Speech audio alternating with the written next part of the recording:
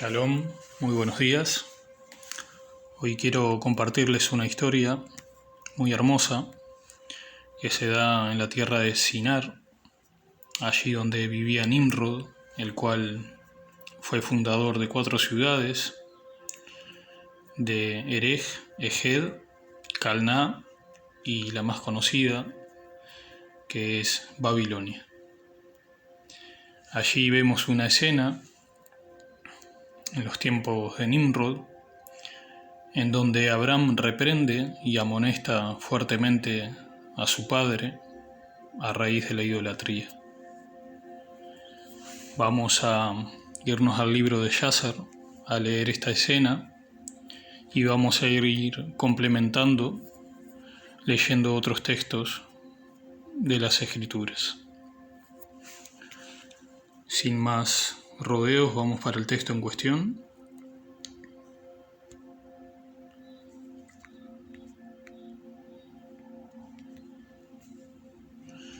Voy a agrandar la pantalla para poder leer mejor.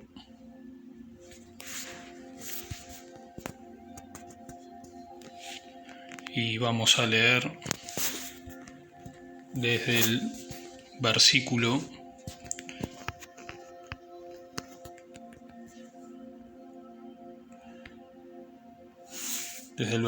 13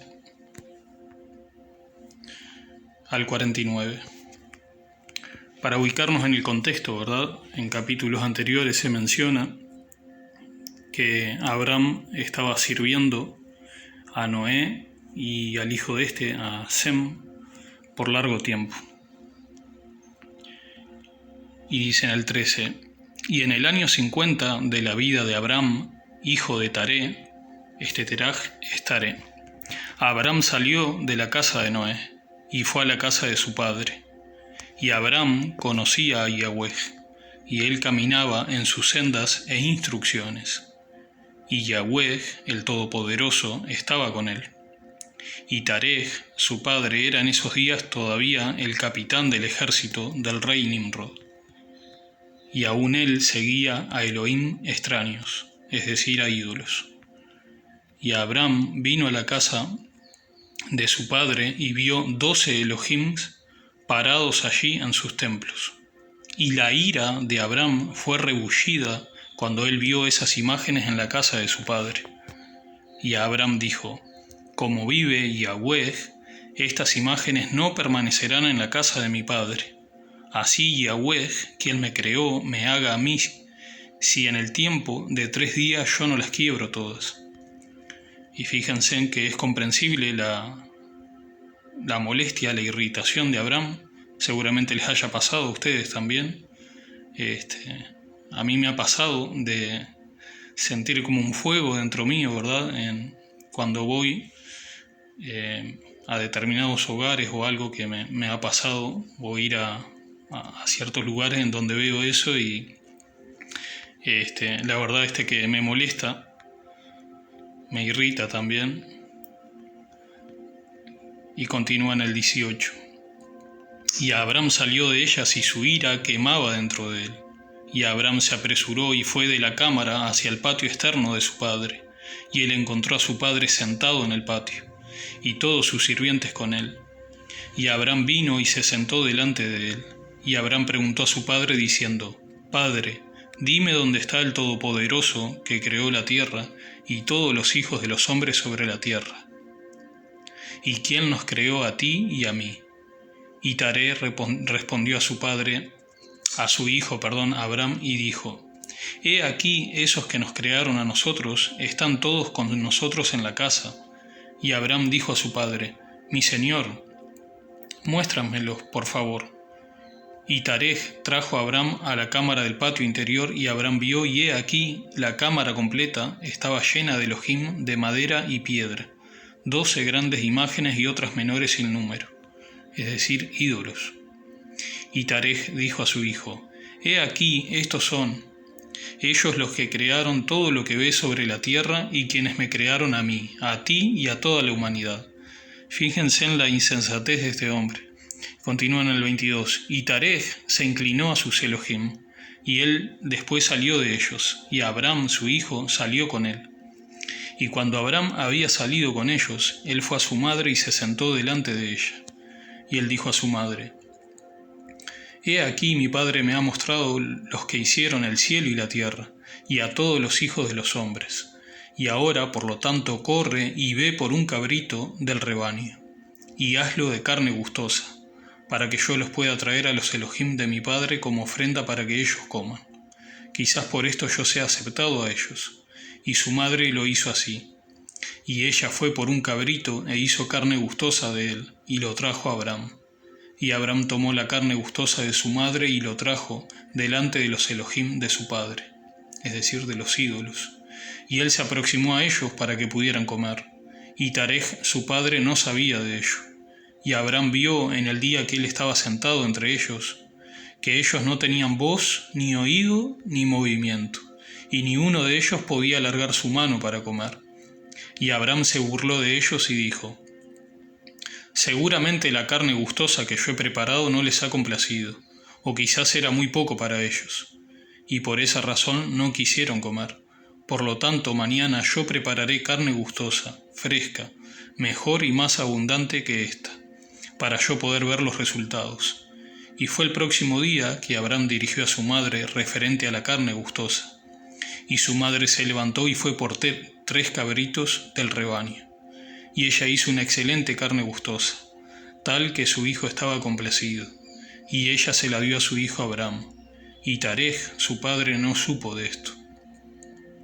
Y Abram tomó la carne gustosa de su madre y la trajo delante de los Elohim de su padre, dentro de la cámara. Y él se aproximó a ellos para que pudieran comer, y él la puso delante de ellos.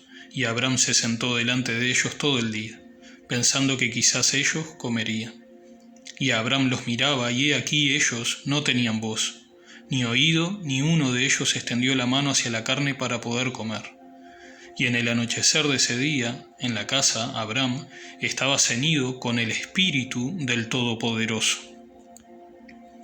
Y él llamó y dijo: Ay de mi padre y su generación perversa, cuyos corazones todos están inclinados a la vanidad, que sirven a todos estos ídolos de madera y piedra, que no pueden comer, ni oler, ni oír, ni hablar, que tienen boca sin habla, ojos sin vista, oídos sin oír, manos sin comer, y piernas que no se pueden mover. Como ellos son aquellos que los hacen y confían en ellos. Y cuando Abram vio todas esas cosas, su ira fue rebullida contra su padre. Y él se apresuró y tomó un hacha en sus manos y vino a la cámara de los poderosos, y quebró todos los Elohim de su padre, es decir, a los ídolos. Y cuando él había terminado de quebrar las imágenes, él puso el hacha en la mano del gran Elohim que estaba allí delante de ellos, y él salió. Me río porque al parecer, ¿verdad?, entre todos esos ídolos que tenía Tarej, había uno que se ve que era más grande que los otros. A este es al que Abram le pone el hacha. Y Tarej, su padre, vino a casa, porque él había oído a la puerta el sonido de un hacha golpeando. Así que Tarej vino a la casa para saber lo que era esto. Y Tarej, habiendo oído el hacha en la cámara de las imágenes, corrió a la cámara de las imágenes y él se encontró con Abram saliendo. Y Tarej entró en la cámara y encontró todos los ídolos caídos y quebrados, y el hacha en las manos del más grande, cual no estaba quebrado, y la carne gustosa que Abram, su hijo, había hecho aún estaba allí delante de ellos. Cuando Tarej vio esto, su ira fue grandemente rebullida. Es decir, que Abram le metió el dedo en la llaga, ¿verdad? Se metió con sus ídolos. Y él se apresuró y fue de la cámara a Abram. Y él encontró a Abram, su hijo, aún sentado en la casa. Y él le dijo: ¿Qué es esta obra que has hecho a mi Elohim? Y Abram respondió a Tarej, su padre, y él dijo: No así, mi señor, porque yo traje carne gustosa delante de ellos, y cuando yo me aproximé a ellos con la carne para que pudieran comer, ellos todos al mismo tiempo extendieron las manos para comer, antes que el grande hubo extendido su mano para comer. Y el grande vio las obras que ellos habían hecho delante de él, y su ira fue violentamente rebullida contra todos ellos. Y he aquí el hacha aún está en su mano, como puedes ver. y la ira de Taré fue rebullida contra su hijo Abram, cuando él habló esto. Y Taré dijo a su hijo Abram en su ira: ¿Qué es este cuento que has dicho? Tú me hablas mentiras. ¿Hay en estos Elohim Ruach, es decir, espíritu, Nefesh, que es aliento de vida, o poder para hacer todo lo que tú me has dicho? ¿No son ellos madera y piedra y no los hice yo mismo? ¿Y puedes hablar tales mentiras diciendo que el gran Elohim que estaba con ellos los golpeó? Es que tú pusiste al hacha en sus manos, y después dices que él los golpeó. Y Abram respondió a su padre y le dijo a él: ¿Y cómo puedes tú servir estos ídolos en los cuales no hay poder para hacer nada? ¿Pueden esos ídolos en los cuales tú confías redimirte? ¿Pueden ellos oír tus oraciones cuando tú clamas a ellos? ¿Pueden ellos liberarte de las manos de tus enemigos? ¿O pelearán ellos las batallas por ti contra tus enemigos? Que tú has de servir madera y piedra, cuales no pueden hablar ni oír. Y ahora, ciertamente no es bueno para ti ni para los hijos de los hombres que están conectados contigo hacer esas cosas. ¿Eres tú tan tonto o necio o tan falto de entendimiento que sirves madera y piedra y los haces de esta forma? Y olvidarte de Yahweh, el Todopoderoso, quien hizo el cielo y la tierra y quien te creó a ti en la tierra, y por ellos traer gran mal sobre sus almas en este asunto por servir madera y piedra. ¿No pecaron nuestros padres de esta forma en los días antiguos? Y Yahweh, el Todopoderoso del universo, trajo las aguas de la inundación sobre ellos y destruyó toda la tierra. ¿Y cómo puedes tú continuar haciendo esto y sirviendo Elohim de madera y piedra, que no pueden oír o hablar o liberarte a ti de la opresión, y así trayendo la ira del Todopoderoso del universo sobre ti? Y ahora, mi padre, abstente de esto, y no traigas mal sobre tu alma y las almas de tu casa. Y Abram se apresuró y saltó delante de su padre, y tomó el hacha del ídolo más grande de su padre, con el cual Abram lo quebró, y huyó corriendo. Es decir, que Abram aquí, a lo último, fíjense en que le termina rompiendo el ídolo más grande que tenía Taré. Bueno, vamos a dejar esta historia asombrosa que está en el libro de Yacer, y ahora vámonos a complementarlo con el libro de Sabiduría.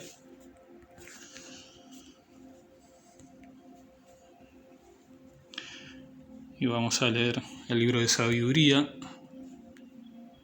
en el capítulo 13, que se complementa muchísimo con esto que acabamos de leer de Yacer. Y bueno, aquí está el libro de Sabiduría, el cual hay algo muy curioso.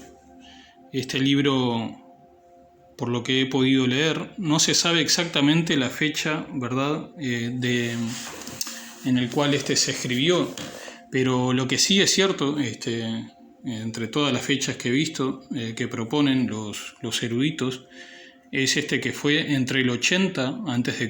y el 30 a.C. Entonces fíjense que es más antiguo que muchos otros libros que encontramos, por ejemplo, del Nuevo Pacto. Y vamos a leer desde el 1. Dice: la incapacidad natural del hombre se revela en su ignorancia de Dios. Todo lo que admiran por su valor no lo llevó a conocer al que es decir, al Creador. Se quedaron con las obras y no reconocieron al artesano. Y acá quiero ver las notas que puse. Y esto, por ejemplo, habla Pablo en el libro de Romanos. Y fíjense en esto. Si este libro de sabiduría fue escrito en el 80 a.C. o el 30 a.C., Pablo no era nacido.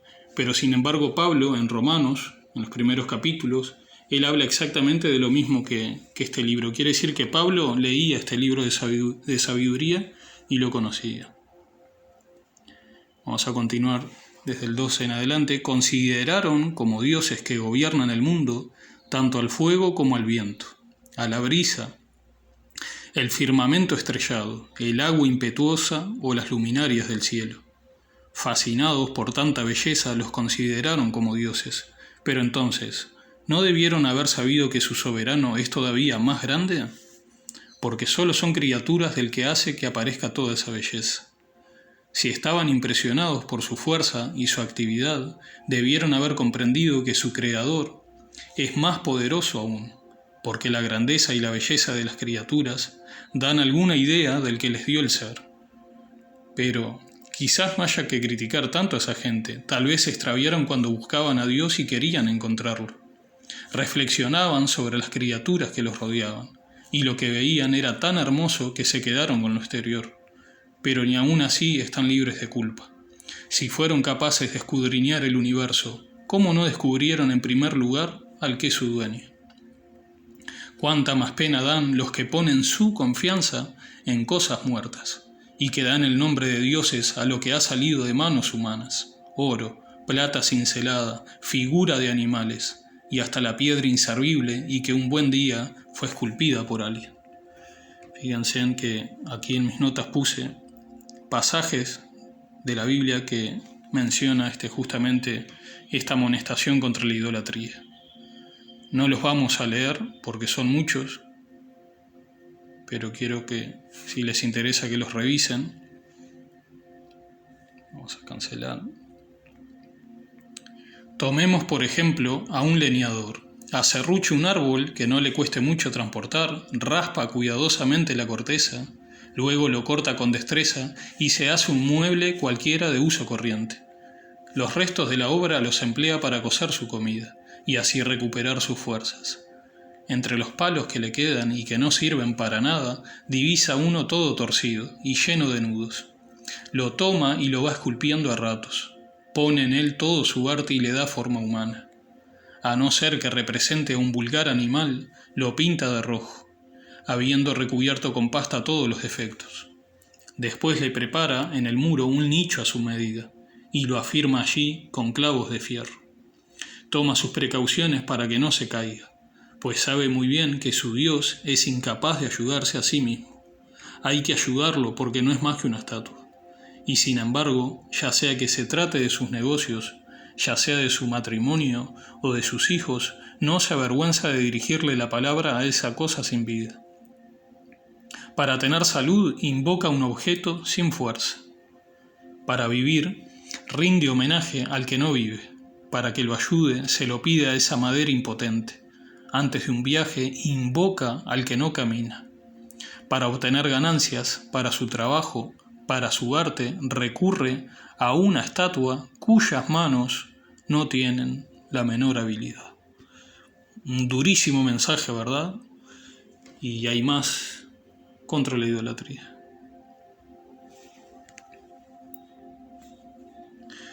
Veamos a otro que se prepara para embarcarse antes de enfrentar el furor de las olas. Invoca a un pedazo de madera más frágil aún que la embarcación que lo llevará. Ese barco nació del afán de ganar plata, y el arte del técnico lo confeccionó. Pero es tu providencia, oh Padre, la que lo conduce. Tú has abierto un camino en el mar y trazado una ruta segura por entre las olas. Así nos demuestras que puedes salvarnos en cualquier parte, aunque uno se embarque sin gran experiencia. Yo puse una nota aquí porque esto me recordó a un pasaje que está en el libro de Hechos, ¿verdad? Que menciona allí el naufragio de Pablo en Hechos 27. Si quieren pueden revisarlo, que me parece muy ilustrativo. Continúa en el 5. No quieres que los hombres, obras de tu sabiduría, estén sin hacer nada, pero mira cómo confían su vida a un pedazo de madera.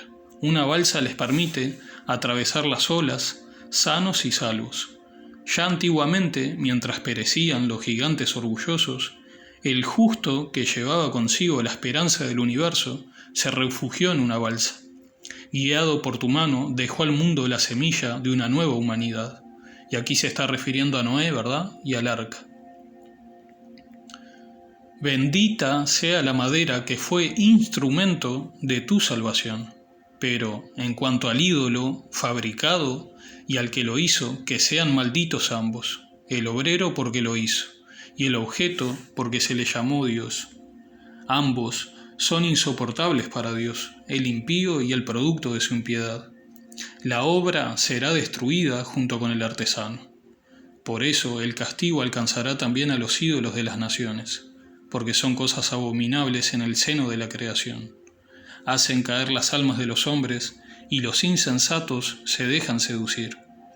La invención de los ídolos fue el comienzo de la perversión. Esa invención corrompió la vida, porque al comienzo no existían ni durarán para siempre. La vanidad humana los introdujo en el mundo, y por eso su destrucción está decidida. Imagínese a un padre afligido por la muerte prematura de su hijo. Manda hacer una imagen de él y luego honra como Dios al que no era más que un difunto. Transmite a su familia ritos y ceremonias. Y con el tiempo esta costumbre impía se consolida hasta tal punto que se hace obligatoria para todos. De igual modo se veneran estatuas por orden de los príncipes, aquellos de sus súbditos que no podían honrarlos, personalmente porque vivían lejos.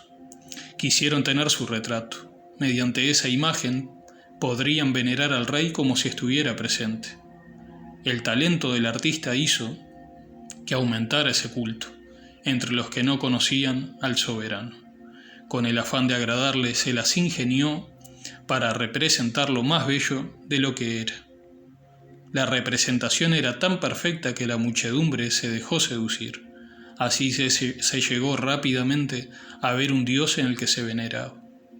Todo esto se ha convertido en una trampa para los vivos.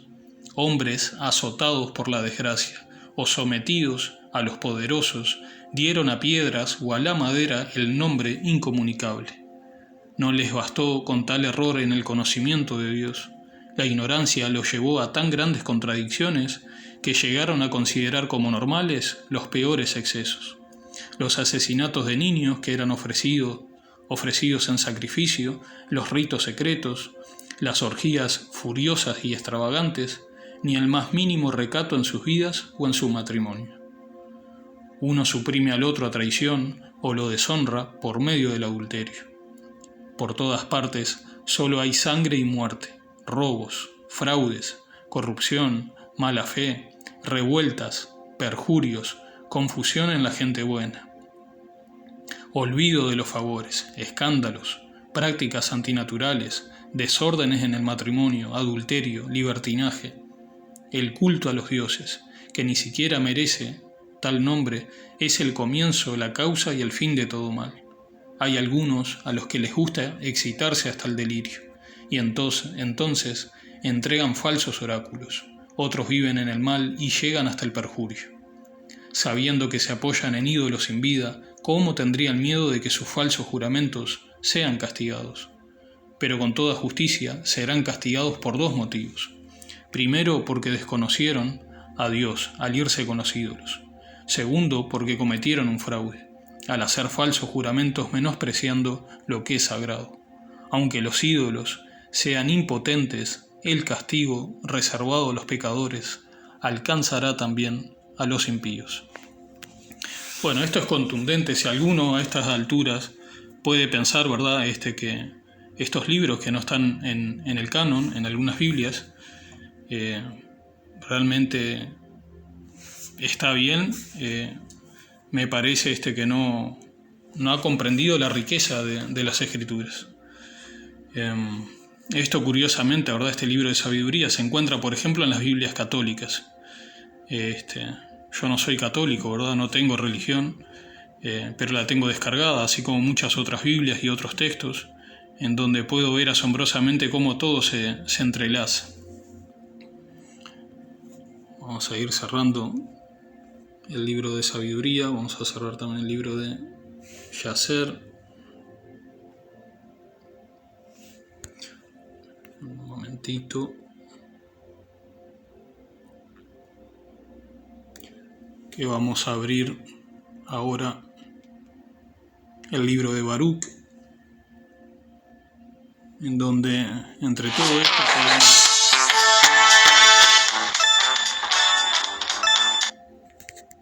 Les pido disculpas por el anuncio. Vamos a abrir el libro de Baruc, en donde entre todo esto que hemos estado leyendo se ve la más fuerte amonestación en contra de justamente de la idolatría. Y bueno, vamos a leer Baruch 6. Antes de leerlo, quiero hacer una pequeña introducción, porque este Baruch, ¿verdad?, era un escriba, discípulo y amigo de Jeremías. Él fue un israelita, es decir, uno de los voluntarios que tras volver del cautiverio en Babilonia, reconstruye la muralla de Jerusalén y repara desde el ángulo hasta la puerta de la casa del sacerdote Eliasib. Esto se encuentra en el libro de Nehemías 3:20, también Nehemías 10:1 y Nehemías 10:6. Se puede leer igual todo el libro de Nehemías para entender más el contexto, pero allí se le menciona.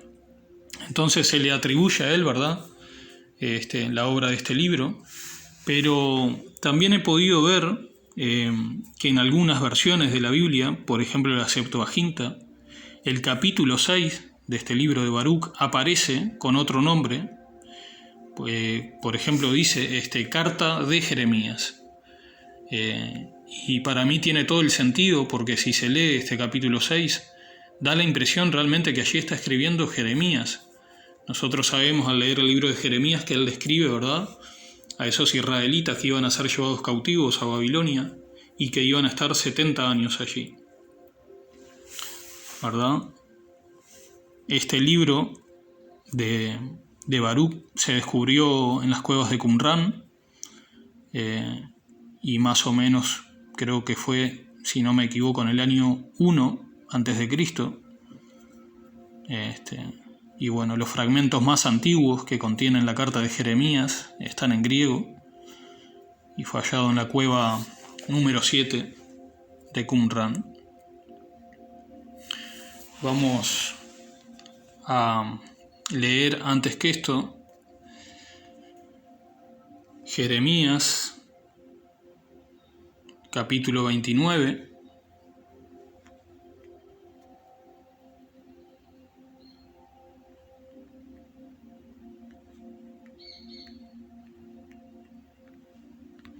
Jeremías capítulo 29. Y vamos a leer solo el versículo 1 para que se den cuenta cómo arranca este capítulo de Jeremías. Dice: el texto de la carta que el profeta Jeremías envió de Jerusalén a los ancianos del cautiverio, también a los sacerdotes y a los falsos profetas, y a todo el pueblo que Nabucodonosor se había llevado cautivo de Jerusalén a Babilonia. Vamos a cerrar Jeremías 29. Y ahora sí vamos a leer Baruch 6, o la carta de Jeremías, como menciona la Septuaginta.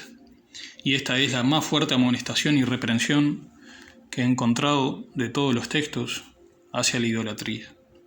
Y dice: por los pecados que han cometido en la presencia de Dios, serán llevados cautivos a Babilonia por Nabucodonosor, rey de los babilonios. Llegados pues a Babilonia, estarán allí muchísimos años, y por muy largo tiempo, hasta 7 generaciones. Aquí se refiere a 70 años, ¿verdad? Esto es un pequeño error de traducción. Después, cual los sacaré de allí en paz. Ahora bien, ustedes verán en Babilonia dioses de oro, de plata, de piedra y de madera, llevados a hombros que causan un temor respetuoso a las gentes. Guárdense, pues, ustedes, de imitar lo que hacen los extranjeros, de modo que vengan a temerlos. Cuando vean, pues, detrás y delante de ellos la turba que los adora, digan allá en su corazón: oh Señor, solo a ti se debe adorar, porque mi ángel está con ustedes y yo mismo tendré cuidado de sus almas. Puesto que la lengua de los ídolos fue pulida por el artífice, son un mero engaño, e incapaces de poder hablar aunque estén dorados y plateados. Y al modo que se hace un adorno para una muchacha que gusta engalanarse, así, echando mano del oro, los adornan con esmero. A la verdad, los dioses de ellos tienen puestas en la cabeza coronas de oro, oro que después, juntamente con la plata, les arrebatan los sacerdotes a fin de gastarlo para sí mismos, y aún lo hacen servir para engalanar a las prostitutas de su casa. Visten a estos dioses como a hombres, aunque son de oro, plata y madera. Pero estos dioses no saben librarse del orín ni de la polilla. Y después que los han revestido de púrpura, les limpian el rostro con motivo del muchísimo polvo que hay en sus templos. Tienen también el ídolo un cetro en la mano, como lo tiene el que gobierna el país, mas él no puede quitar la vida al que lo ofende. Tiene igualmente en la mano la espada y el hacha, pero no se puede librar a sí mismo de la guerra, ni de los ladrones, por todo lo cual pueden ver que no son dioses. Por eso no tienen que temerlos. Porque los tales dioses son como una vasija hecha a pedazos, que para nada sirve. Una vez colocados en un templo, sus ojos se cubren luego del polvo que levantan los pies de los que entran. Y al modo que encierran detrás de muchas puertas al que ofendió al rey, como se practica con un muerto que se lleva al sepulcro, así los sacerdotes aseguran las puertas con cerraduras y cerrojos para que los ladrones no despojen a sus dioses. Encienden también delante de ellos lámparas, incluso más numerosas que para sí mismos, pero no pueden ver ninguna de ellas. Estos dioses son como las vigas de una casa, que están roídas por dentro. La polilla se los come a ellos y sus vestiduras sin que ellos se den cuenta. Negras se vuelven sus caras con el humo que hay en su casa. Sobre su cuerpo y sobre su cabeza vuelan las lechuzas, las golondrinas y otras aves, y también los gatos andan sobre ellos. Esto es tremendo. Continúa en el 22, por donde pueden conocer que no son dioses, y por lo mismo no los teman. Amén. Además de esto, si el oro que tienen como adorno no lo limpia alguno del orín, ya no relucirá, ni aun cuando los estaban fundiendo sintieron nada. Y a pesar de que no hay en ellos espíritu alguno, fueron comprados a gran precio. Son llevados a hombros, ya que no tienen pies, demostrando así a los hombres su vergonzosa impotencia. Avergonzados sean también los que los adoran. Por eso, si caen a tierra, no se levantan por sí mismos. Ni por sí mismos se echarán a andar si alguno los pone de pie, y les tienen que poner delante las ofrendas como a los muertos.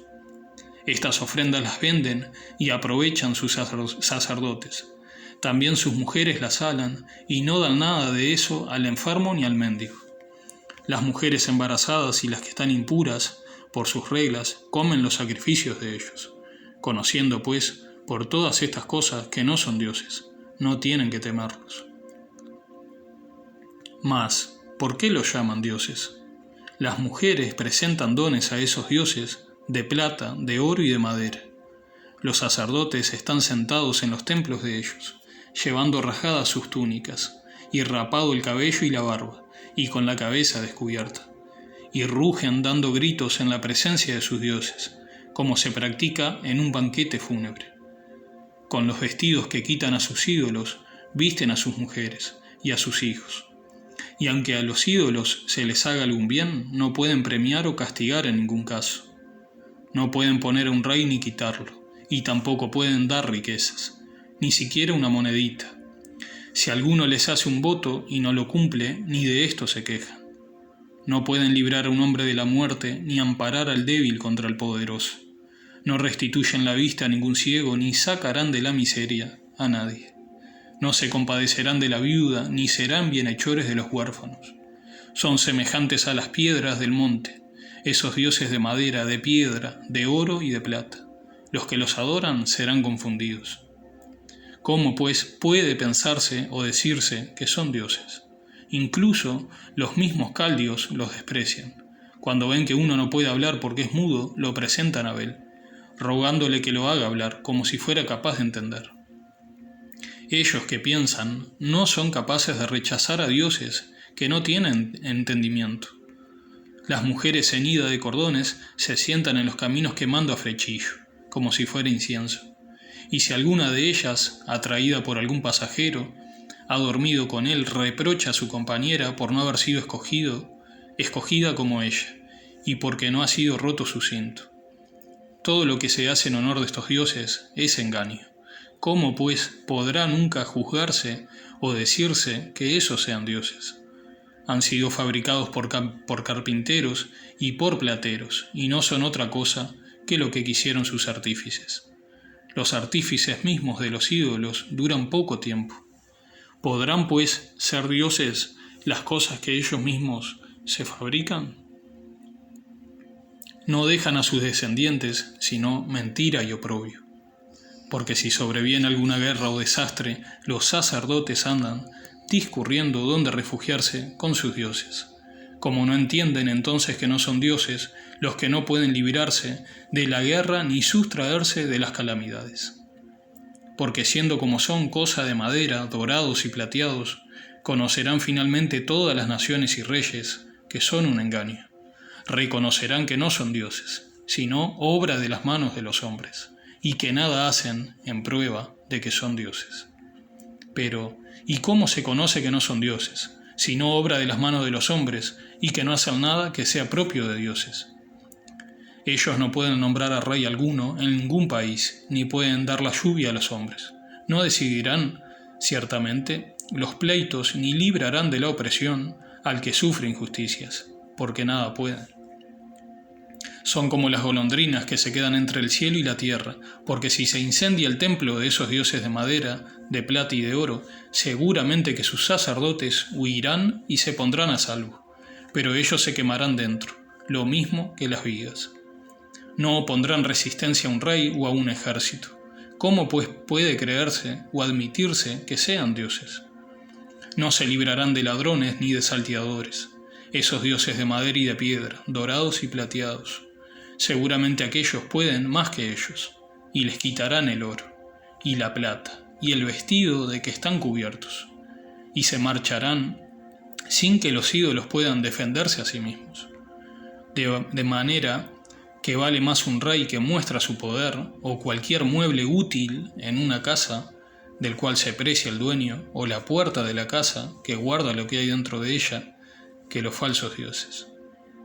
Ciertamente que el sol, la luna y las estrellas, que están puestas para alumbrarnos y sernos provechosos, obedecen a Dios. Asimismo el relámpago se deja ver cuando aparece, y el viento que sopla por todas las regiones. Igualmente las nubes, cuando Dios les manda recorrer todo el mundo, ejecutan lo que se les ha mandado. El fuego también enviado de arriba para abrasar los cerros y los bosques, cumple lo que se le ha ordenado. Mas estos ídolos no se parecen a ninguna de esas cosas ni en la belleza ni en la fuerza. Y así no debe pensarse ni decirse que sean dioses, ya que no pueden ni hacer justicia ni proporcionar bien alguno a los hombres. Sabiendo pues que ellos no son dioses, no tienen que temerlos. No envían maldición ni bendición a los reyes. No muestran tampoco a los pueblos señales en el cielo, ni lucen como el sol, ni alumbran como la luna. Más que ellos valen las bestias, que pueden huir o refugiarse bajo cubierto y valerse a sí mismas. De ninguna manera son dioses, como es evidente, por lo tanto no tienen que temerlos.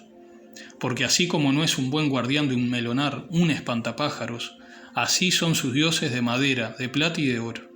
Son como la zarza de un huerto, sobre la cual viene a posarse toda clase de pájaros. También estos dioses de madera, dorados y plateados, se asemejan a un cadáver que yace en la oscuridad. Al ver que la púrpura y escarlata se apolillan sobre ellos, conocerán claramente que no son dioses.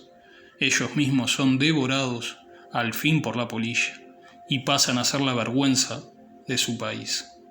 Más vale el varón justo que no tiene ídolos, porque nadie le quitará su fama. Bendiciones y paz.